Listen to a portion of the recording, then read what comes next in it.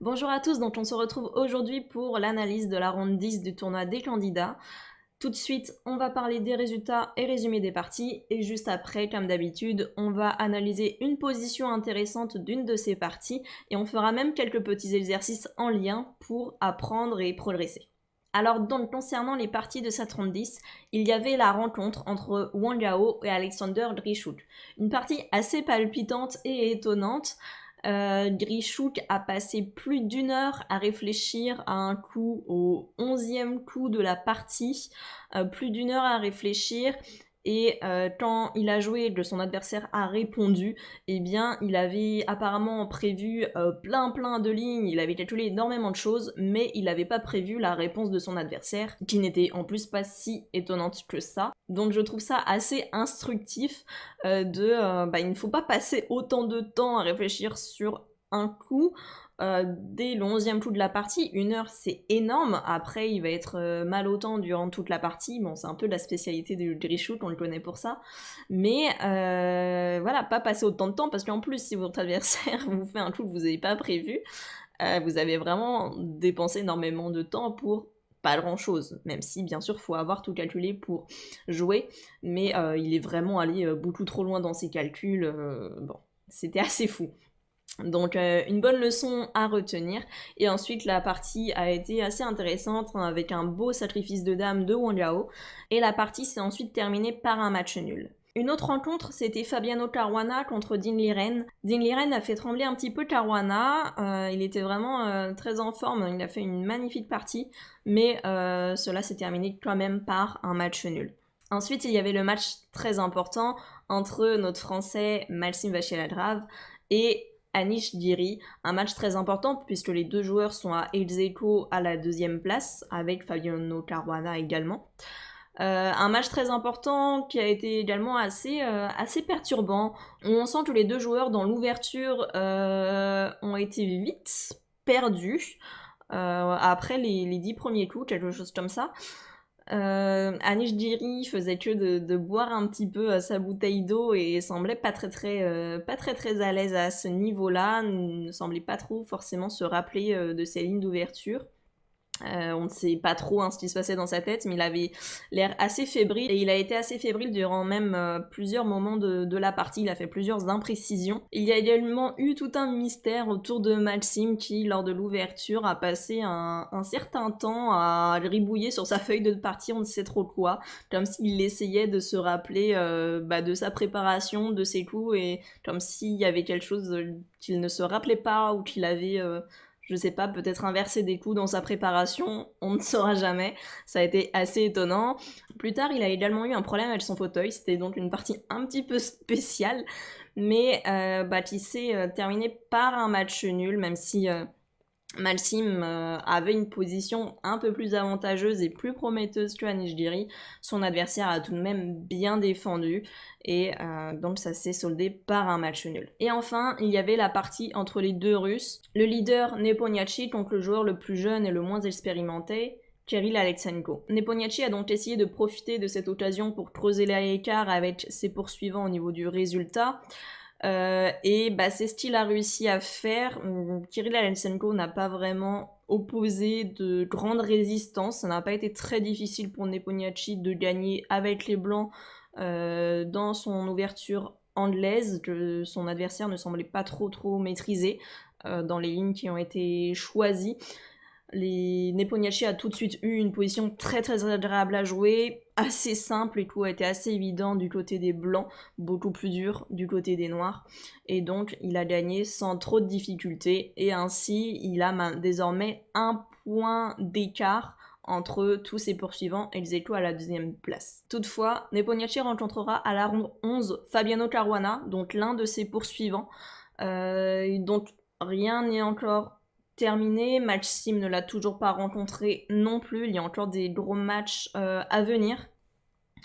Donc on encourage toujours Maxime, et donc je vous propose de tout de suite passer maintenant à la position que j'ai sélectionnée justement dans la partie entre Nepomniachtchi et Kirill Alexenko. Alors donc ici, Nepomniachtchi elle est blanc, Kirill Alexenko elle est noire, et donc on va étudier dans cet extrait de leur partie un motif tactique très fréquent qui revient très souvent et qu'il faut vraiment connaître.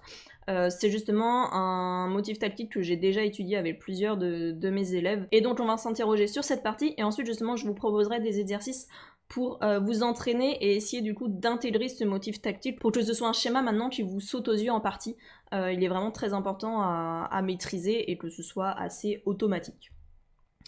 Donc ici, on remarque que les noirs viennent de jouer Dame C7. Et quand vous avez du coup cette position, normalement, quelque chose qui doit vous sauter aux yeux dès qu'il y a ce coup, c'est que repérer que les deux dames sont en face à face. Et ça, c'est très important à repérer, d'autant plus que la dame noire n'est pas protégée. Donc ça, c'est toujours un truc qu'il faut avoir en tête. La dame noire n'est pas protégée et notre dame est en face. On voit que si on bouge notre cavalier, notre dame attaquera la dame noire. Après, du coup, on se dit, bah oui, mais si je bouge le cavalier, c'est à l'adversaire de jouer, donc au pire, il a le temps de sauver sa dame ou de les échanger, et donc ça ne va pas mener à grand chose. Alors, effectivement, si on bouge le cavalier comme ça n'importe comment, ça ne mènera pas à grand chose. Mais donc, ce qu'il faut essayer de faire, c'est de faire des doubles menaces. Peut-être que si on a différentes menaces, eh bien sauver la dame pour les noirs ne sera pas suffisant pour sauver toute la position. Et donc ici, les thèmes qu'on va souvent retrouver, ça va être justement l'attaque à la découverte en déplaçant ce cavalier pour que notre dame attaque la dame adverse, et le thème des coups intermédiaires que je vais vous expliquer tout de suite.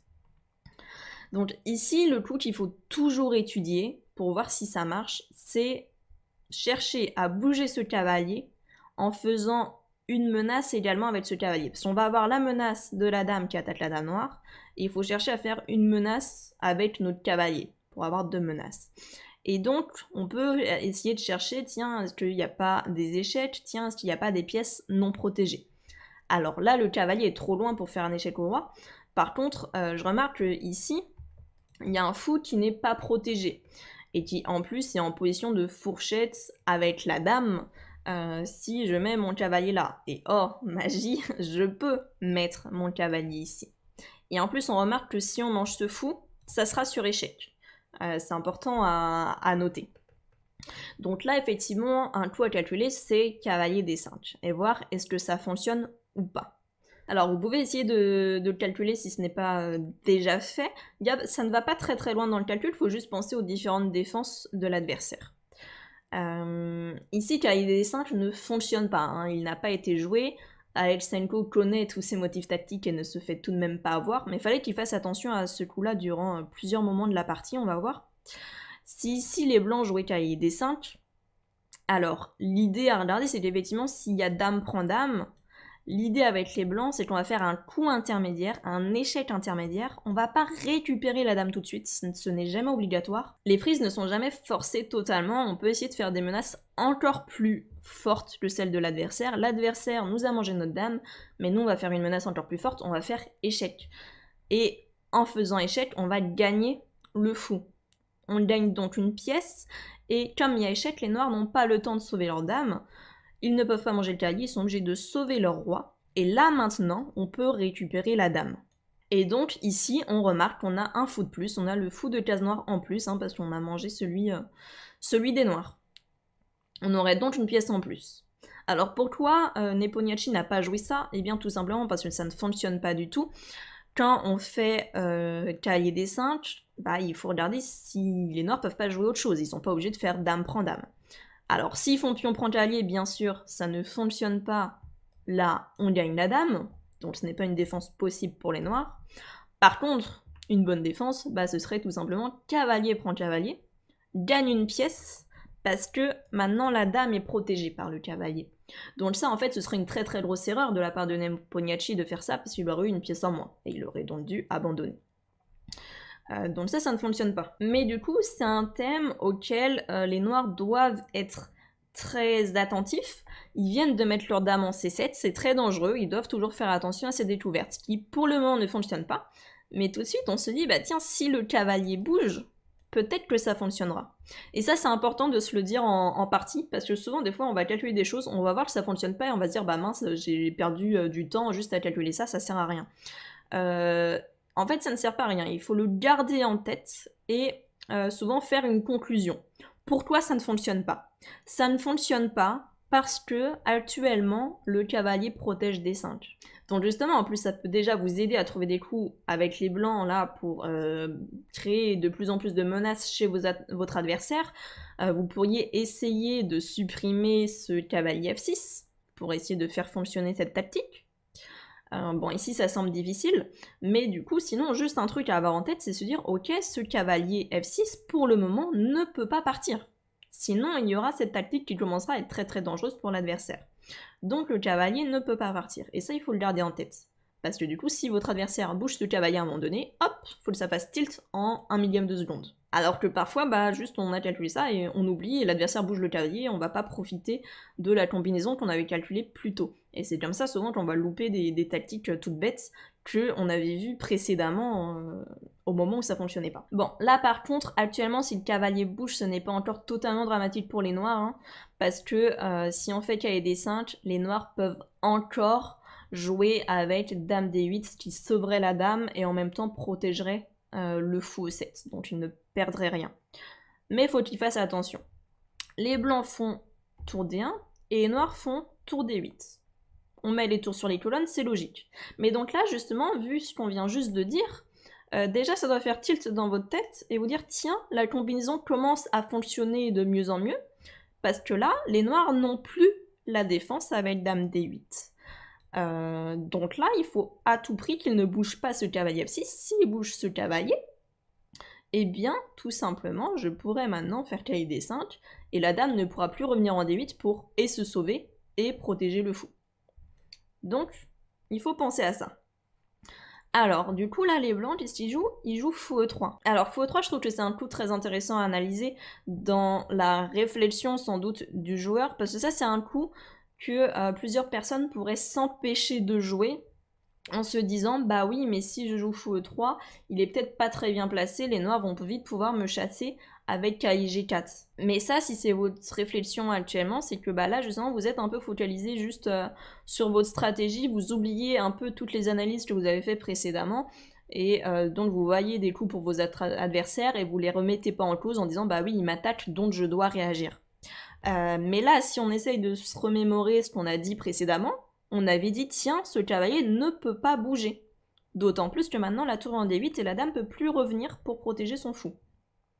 Et donc ici, si les noirs jouaient cavalier G4, eh bien, il faut calculer qu'est-ce qui se passe si on fait cavalier D5. Et ici, cavalier D5 serait un coup très intéressant. Alors peut-être pas aussi gagnant qu'on l'espérerait, vous pouvez justement essayer de le calculer et vous poser la question, quel est le matériel qui reste à la fin? Qu'est-ce que vous gagnez si vous gagnez quelque chose? Donc je vous laisse calculer et nous on regarde ça tout de suite. Donc du coup, nous ce qu'on va regarder c'est effectivement, si on joue cavalier D5, on attaque la dame et le fou. Si la dame prend la dame, eh bien on a de nouveau le coup intermédiaire, cavalier prend fou, échec. Mais là il y a quand même une différence par rapport à tout à l'heure. Tout à l'heure on avait dit que le roi retournait en H8. Parce que en F8 il y avait la tour, il ne pouvait pas venir là. Là il faut quand même pas se tromper dans son calcul, c'est qu'ici les noirs vont faire roi F8, attaque le cavalier.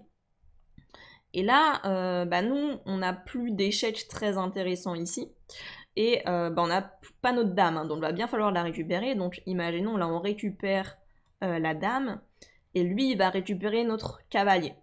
Alors, peut-être qu'il va quand même également faire un petit coup intermédiaire, il va peut-être récupérer notre fou pour supprimer notre paire de fous, ce sera un peu plus précis. Il attaque notre tour, donc il faut qu'on réagisse ici, on n'a pas de menace plus forte. Par exemple, on reprend, et on arriverait dans une position similaire à celle-ci. Et donc là, on voit, on n'a pas de matériel en plus avec les blancs. Donc là, de nouveau, il y aurait beaucoup de personnes, du coup, qui s'empêcheraient de faire cette tactique, en se disant, bah c'est intéressant, mais en fait, ça ne donne rien, c'est juste des échanges. Mais quand vous calculez, il ne faut pas juste vouloir gagner des pièces. Il faut aussi chercher à avoir une position avantageuse stratégiquement. Et en fait, là, c'est le cas. Là, cette tactique est très intéressante pour forcer des échanges de pièces et amener dans une position où ici par exemple les blancs joueraient tour AC1 et on remarque qu'en fait les noirs sont juste totalement immobilisés. Le fou peut pas partir, sinon il y a ce pion là qui va tomber. On voit qu'il y a la tour qui va rentrer sur la 7ème très rapidement. Ça c'est une position stratégiquement gagnante pour les blancs. Ce serait vraiment pas envisageable du tout de jouer ça, hein, et ça Alexenko veut absolument pas rentrer là-dedans. Donc pour des raisons stratégiques à la fin, finalement la combinaison tactique fonctionne pour avoir une meilleure position. Donc je reviens à notre position. Donc ici les blancs jouent fou E3, les noirs ne peuvent pas faire cavalier G4, sinon cavalier D5 serait un très très fort coup. Alors je vais continuer à avancer un peu parce que du coup cette menace, tant qu'elle existe, on va la regarder. Ici les noirs décident de jouer cavalier B6 et là les blancs jouent le coup intéressant tour AC1. Alors ça paraît un coup assez logique comme ça et on peut ne pas trop se poser de questions. Et en fait ici les noirs doivent faire de nouveau très très attention parce que ils rajoutent une tour dans l'attaque. Donc cette fois, avant ils attaquaient cette dame une fois, maintenant ils l'attaquent 2 fois. Donc cette dame commence à être très en danger. Parce que tout à l'heure, on disait que cavalier D5 ne fonctionnait pas parce qu'il y aurait à chaque fois cavalier prend cavalier, ce qui protégerait la dame. Mais là, on se rend compte que la dame serait protégée qu'une seule fois. Et on va l'attaquer 2 fois désormais. Donc là, ça devient de nouveau une menace. Par exemple, si les noirs jouaient ici fou D7, eh bien, on pourrait jouer avec cavalier D5. Si cavalier prend, protège la dame, mais ça ne le protège qu'une seule fois, donc on va tout échanger. Et on récupère le cavalier à la fin.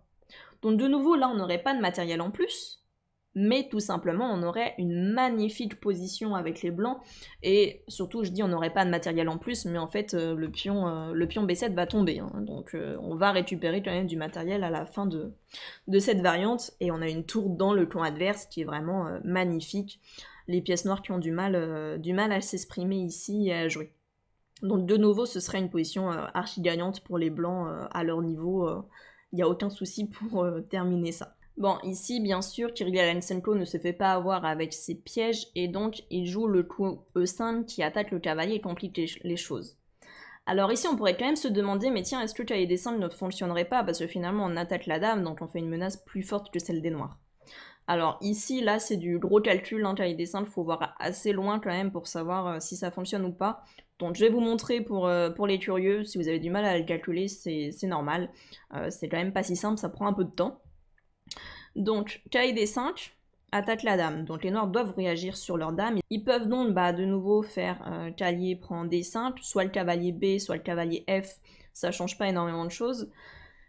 Du coup, on échange les dames. De nouveau, on fait une menace plus forte que celle des noirs. Les noirs doivent récupérer cette dame. Et on pourrait se dire, tiens, on récupère le cavalier.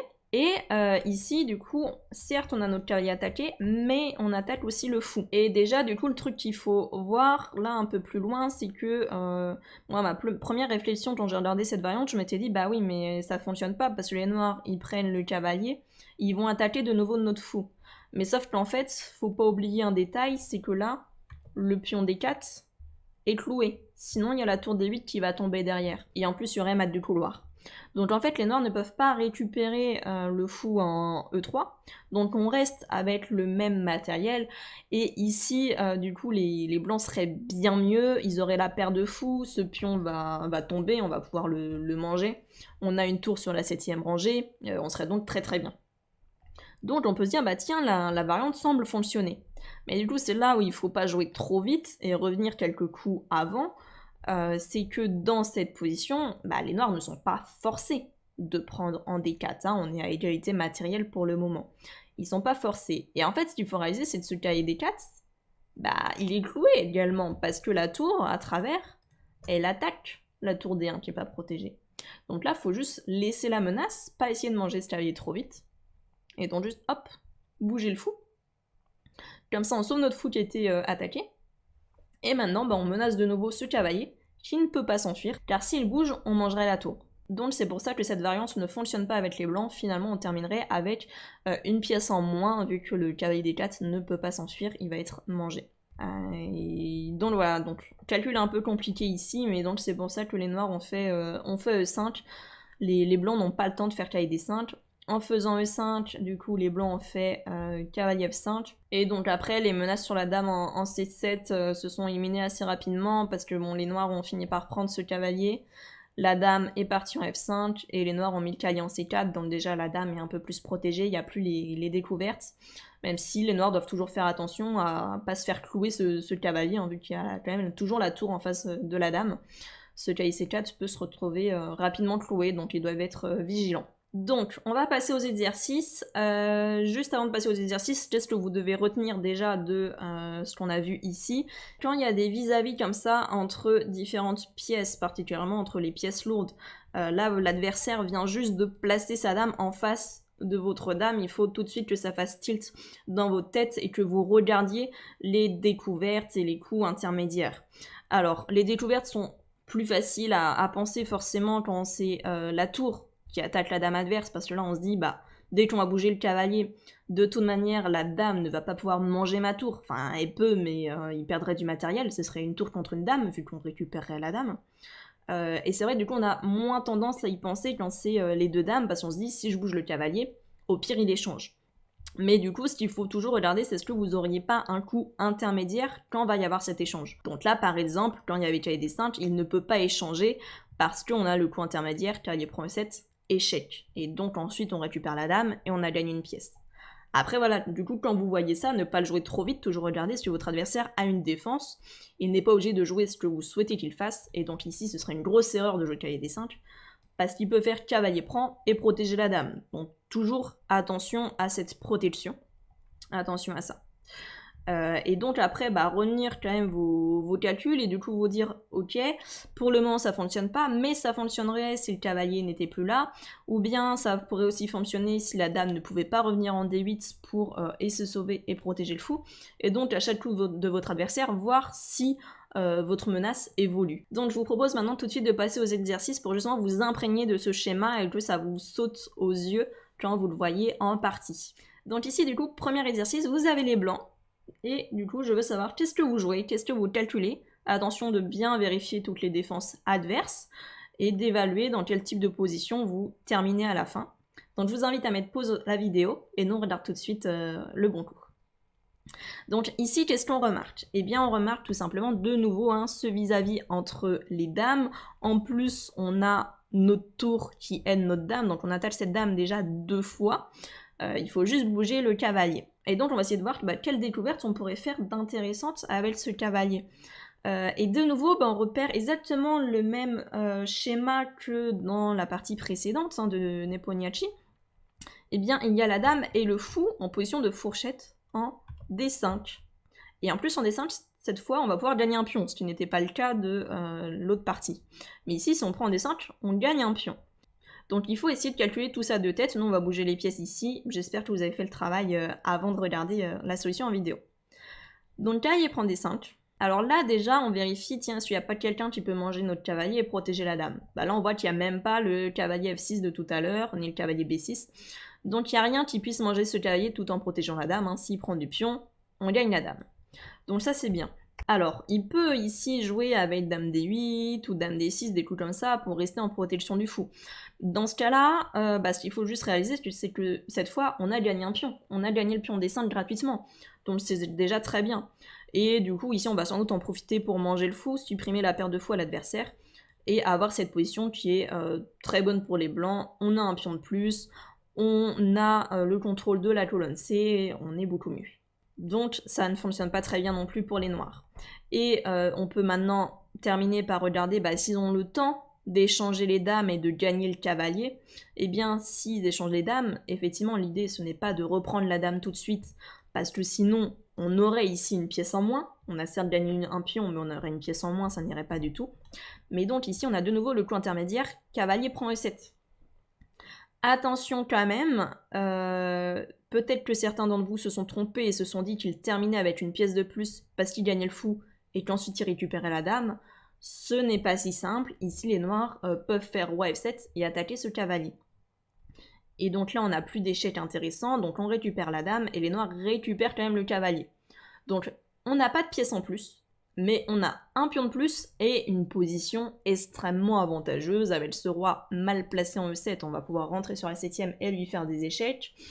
Notre autre tour qui va se doubler sur la colonne C, et notre cavalier qui va sans doute venir en E5, empêcher le fou de s'interposer en D7 s'il y a des échecs, ça permettra de le gagner facilement.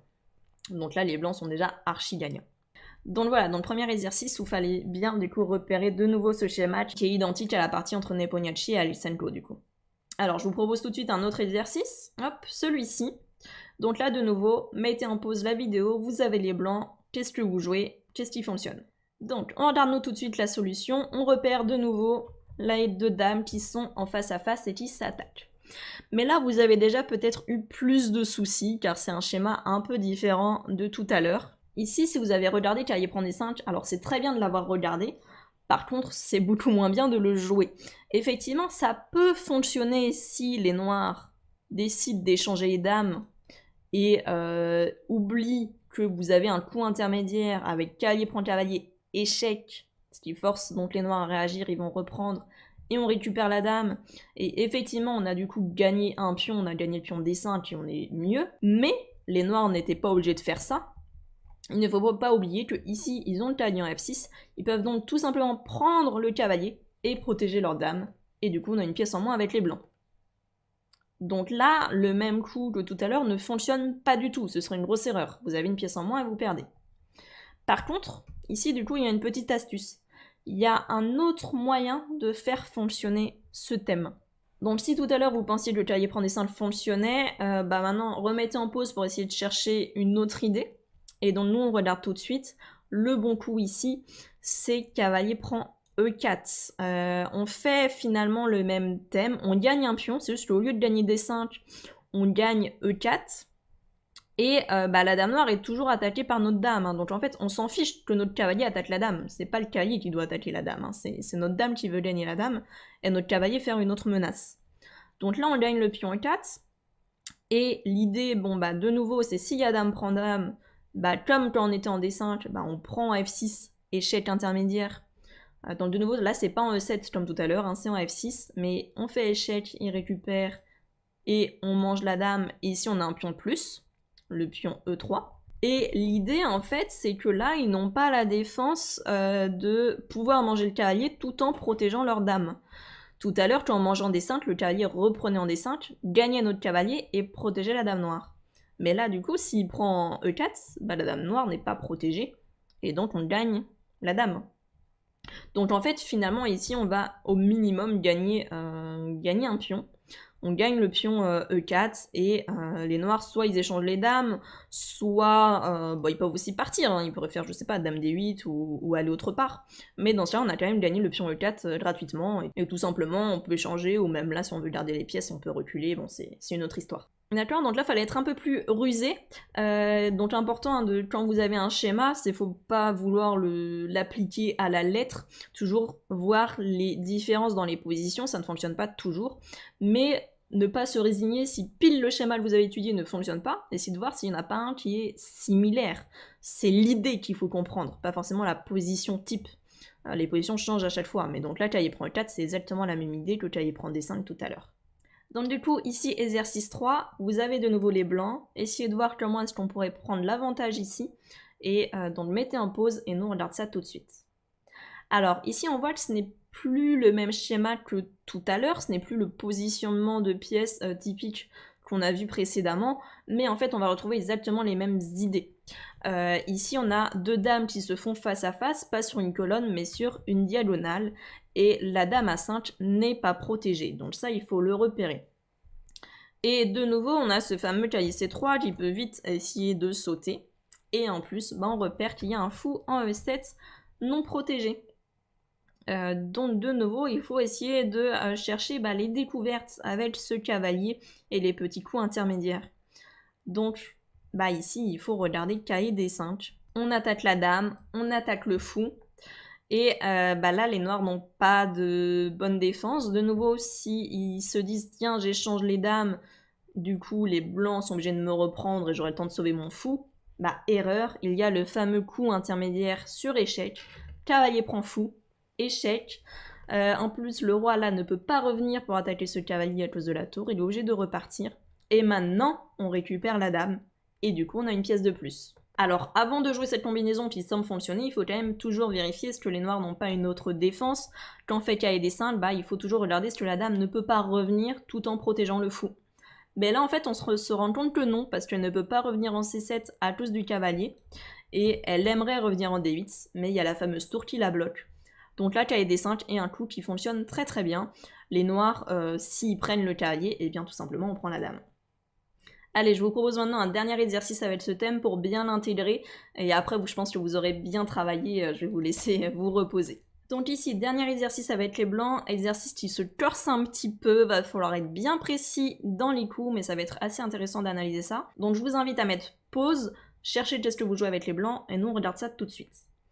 Alors ici, de nouveau, on remarque ce vis-à-vis entre les dames, avec la dame noire qui n'est pas protégée. Et donc, comme on a l'habitude, quand le roi est en G8, on se dit, tiens, est-ce que j'aurais pas un coup comme cavalier D5 pour ensuite avoir des coups intermédiaires, cavalier prend cavalier, échec, et en plus on voit que ce cavalier, du coup, je l'attaquerai 2 fois, et avec mon cavalier, et avec mon fou, donc je devrais gagner une pièce. Donc, ceux qui ont joué ici immédiatement cavalier D5, c'est très intéressant d'y avoir pensé, mais si vous le faites tout de suite, ça ne fonctionne pas. Alors, on va regarder si en fait il y a des 5. Bon, la dame prend notre dame. Alors, on est obligé de prendre le cavalier avec le cavalier parce que si on prend le cavalier avec le fou, eh bien la dame pourrait repartir et donc on aurait perdu notre dame, même si on récupère un peu de matériel derrière. Donc ce n'est pas possible, on est obligé de faire le coup intermédiaire sur échec pour qu'on ait le temps de récupérer la dame.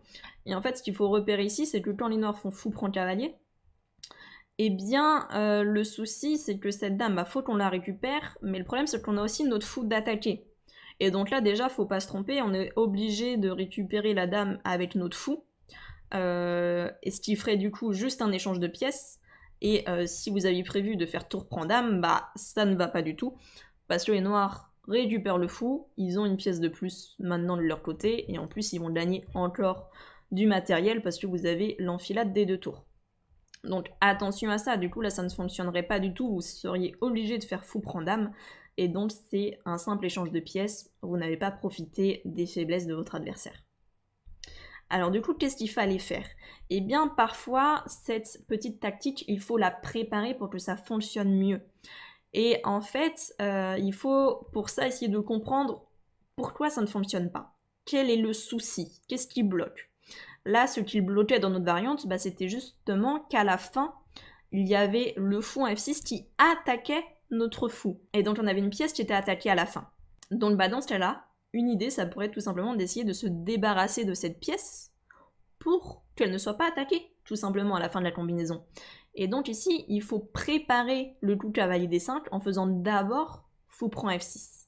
Et maintenant, ça va fonctionner. Fou prend F6, on gagne une pièce, donc les noirs vont récupérer. Ils récupèrent la pièce. Et maintenant, le fou n'est pas protégé. Et maintenant, cavalier D5 fonctionne très très bien. On attaque la dame, on attaque le fou. On vérifie, il n'a pas de dame D8 pour sauver et la dame et le fou, donc ça c'est pas possible. Et donc il doit sauver sa dame, donc par exemple il va échanger. Et on a le coup intermédiaire, cavalier prend fou, échec. On pourrait quand même se poser la question en disant oui mais le roi il va pouvoir bouger et attaquer notre cavalier, donc ils vont pouvoir récupérer leurs pièces. Mais en fait là il peut même pas aller en G7, s'il vient en G7, de nouveau on récupère pas la dame tout de suite, on mange la tour sur échec, en autre coup intermédiaire. Et donc là on gagnerait énormément de matériel, on aurait une tour en plus ici. Donc ça n'irait pas. Du coup, sur cavalier F6 échec, il est obligé de s'enfuir avec le roi en évitant tous les échecs possibles. Maintenant, il faut qu'on récupère notre dame, on va pas manger la tour, on va récupérer notre dame. Et les noirs vont sauver leur tour. Mais du coup, on a bien une pièce de plus, le cavalier. Donc voilà, donc là c'est un exercice un peu plus compliqué, c'est l'idée qu'il faut préparer les combinaisons en partie. Mais c'est tout l'intérêt, au moins si vous connaissez les schémas, eh bien vous allez savoir qu'il y a quelque chose à essayer d'approfondir, à chercher. Et vous arrêtez pas juste sur votre premier calcul qui fonctionne pas, essayez de vous dire ok, qu'est-ce qui bloque, pourquoi ça ne fonctionne pas, il y a telle pièce qui me dérange, et bien tout simplement je vais d'abord éliminer cette pièce et ensuite je ferai ma combinaison qui là fonctionnera beaucoup mieux. Voilà, donc j'espère que ça vous a plu. Alors je vous donne ici du coup un petit exercice bonus que je vous laisse chercher tout seul et vous pouvez me mettre la solution en commentaire de la vidéo et comme ça je vous répondrai pour vous dire si c'est bon ou pas. Je vous invite du coup à refaire ces exercices régulièrement pour vraiment que ce schéma tactique soit vraiment imprimé dans votre tête et que ce soit automatique, que quand il y a des vis-à-vis comme ça, par exemple entre les dames ou tour dame, automatiquement vous dites ok, il y a peut-être des choses, faut faire attention. Et donc justement, je ne l'ai pas précisé, mais si vous êtes dans le cas de la personne qui a la dame mal placée comme ça en vis-à-vis, qui est attaquée, soyez très vigilant. Et du coup, souvent le mieux, c'est de ne pas laisser la dame là, soit de la protéger si elle est attaquée par une pièce de même valeur, soit si elle est attaquée par une pièce plus faible comme un fou ou bien une tour, et bien tout simplement partir et ne pas laisser votre dame en vis-à-vis. C'est pareil quand c'est le roi qui est en vis-à-vis d'une tour, d'un fou, d'une dame. Attention, ne le laissez pas dans des situations comme ça. Ça peut très très vite mal se passer à cause des découvertes, des coups intermédiaires, etc. Voilà, donc j'espère que ça vous a plu, c'était assez dense, et donc je vous dis à très bientôt pour la ronde 11.